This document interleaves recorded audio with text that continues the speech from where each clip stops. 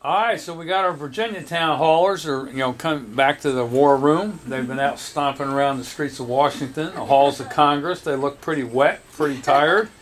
So I understand that you hit how many congressmen's offices today? Quite a few, but 4 that we were targeting, but we went in and spoke with some others along the way and met people in the elevators. And we saw a dog. And so what were you finding the tenor is over there? I mean, they're for health care or they're leaning against health care?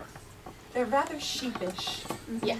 Very much on the pro-life with Pomeroy anyways. My husband we're from North Dakota originally. He's military, so we went into the North Dakota office and they wouldn't give us an answer. They just, I don't think they did. No.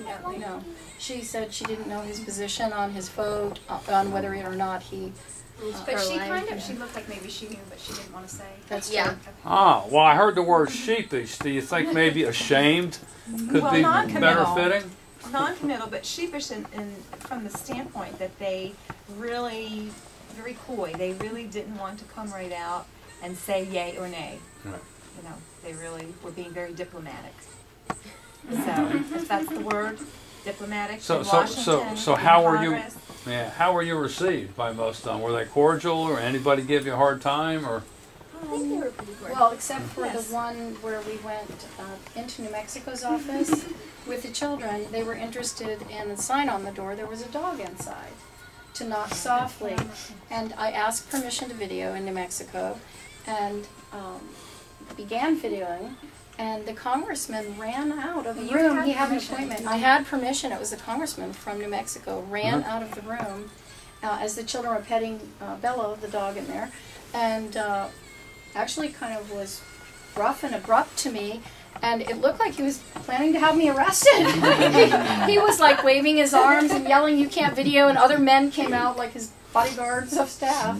So I thought for a moment I was going to be arrested even just after asking permission to video Bella. The Constitutional Tea Party group actually shares meetings, and we send our people to the Charlottesville, and we're kind of the neighboring counties. Okay. So we have a group coming of large farm owners on Monday, and then we have busloads. It looks like there'll be at least 2, I'm not sure how many.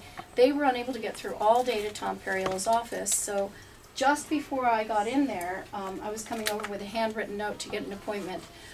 An email got through.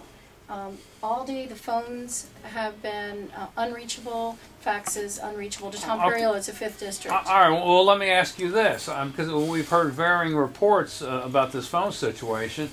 Now, you were trying to call Tom Perriello's office and the phones were busy. Nobody could get through. Right. While you were there physically, were the phones ringing? Or yes. was it, but not in Perriello's, were they? I didn't see them in Perriello's. In Nye's, I did see them. Yes. Perriello, it was ringing and they were picking up. Okay, in Nye's office, the 9th district, they were picking up. Right. So then I guess we can assume that with us calling back home and having the Tea Party groups call in to back up your effort, that at least in some instances it's really working, it's paying off.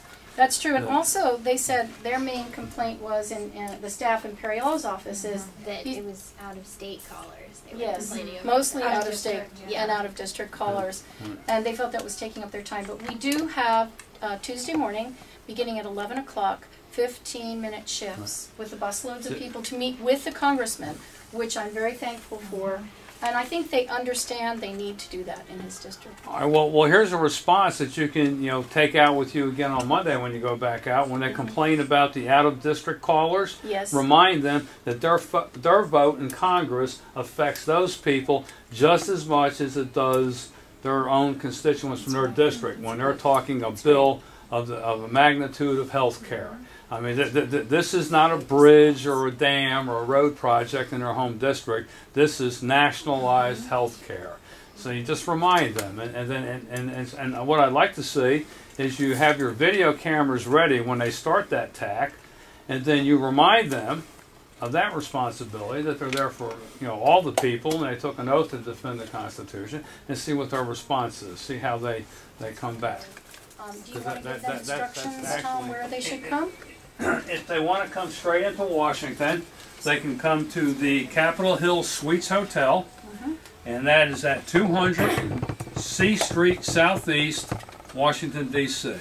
It's about 4 blocks from the Capitol, 3 blocks from the House office building, so it's very convenient. Come down to the War Room, we'll get you set up with what your assignments are, and within 3 blocks of walking, you're on target. The cell phone number, you can still reach that as long as I'm not in the War Room. So at any other time we're out and we're collecting folks, then you can call that number or email Thomas J. Whitmore at yahoo.com. So, Tom, can you give them the zip code too if they're doing GPS?